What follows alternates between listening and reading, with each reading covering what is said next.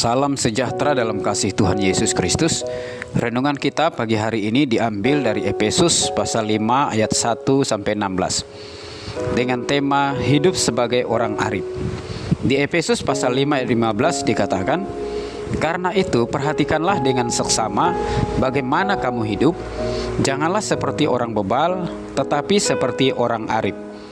Kata arif dalam Kamus Besar Bahasa Indonesia KBBI diartikan bijaksana, cerdik, pandai, dan memiliki ilmu pengetahuan.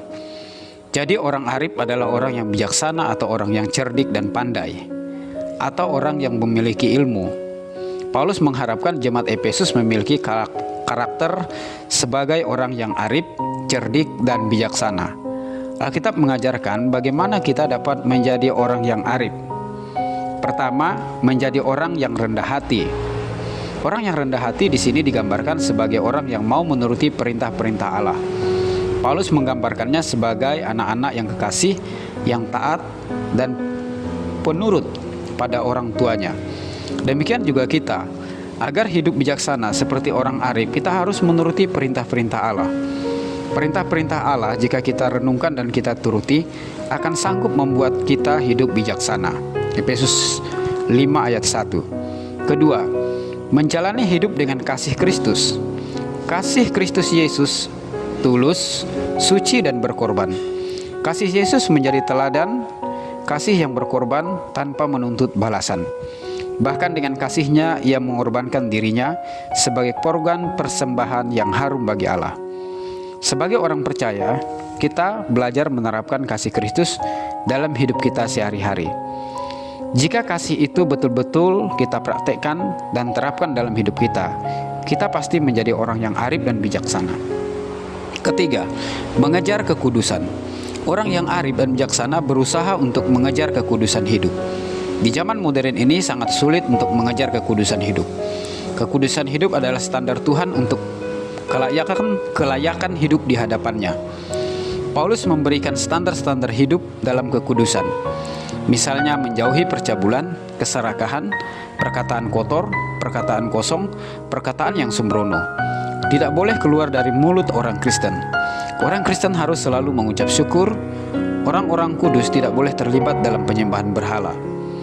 Berusaha mengejar kekudusan adalah berusaha hidup benar di hadapan Allah, menelanjangi perbuatan kegelapan, dan berusaha hidup sebagai anak-anak terang. Efesus 5 ayat 3-13.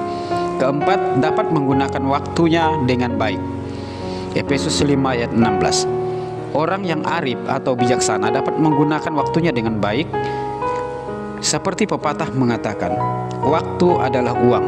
Bukan berarti waktu yang kita miliki hanya untuk mengejar uang, tetapi waktu yang kita miliki begitu berharga. Waktu dapat hilang, berlalu, dan tidak pernah kembali. Karena itu sebagai orang Kristen, kita dituntut untuk menggunakan waktu kita dengan bijaksana. Coba kita renungkan di hidup ini. Pada saat usia kita mencapai 60 tahun, berapa banyak waktu kita gunakan untuk tidur, untuk kerja, untuk jalan-jalan, untuk nonton televisi. Sebagai orang Kristen, berapa banyak waktu kita gunakan untuk berdoa, membaca dan merenungkan firman Tuhan, beribadah ke gereja, mengunjungi saudara seiman yang sakit, memberitakan Injil, dan berkarya untuk bangsa dan negara. Sebagai contoh saksi iman kita, Musa.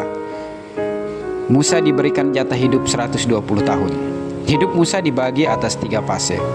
40 tahun ia hidup di Mesir.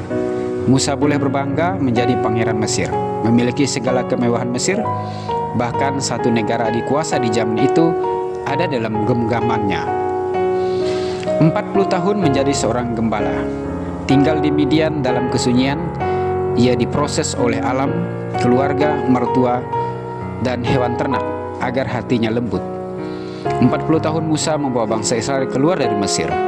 Perjumpaannya dengan Tuhan membuat hidupnya sangat efektif. Rasul Paulus menjadi contoh bagi kita bagaimana menggunakan waktu dengan baik. Ketika Paulus berjumpa dengan Tuhan Yesus, ia menjadi seorang hamba Tuhan yang sangat efektif.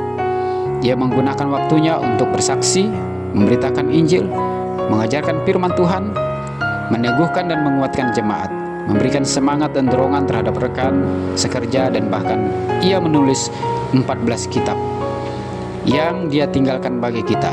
Jika kita renungkan, pastilah Rasul Paulus sangat sibuk, tetapi ia menggunakan waktunya dengan bijaksana.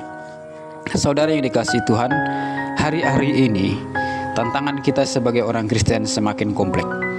Untuk dapat menjadi garam dan terang dunia dibutuhkan kehidupan yang arif dan bijaksana, agar kesaksian hidup kita dapat menjadi berkat, bukan menjadi batu sandungan. Tuhan Yesus memberkati. Amin.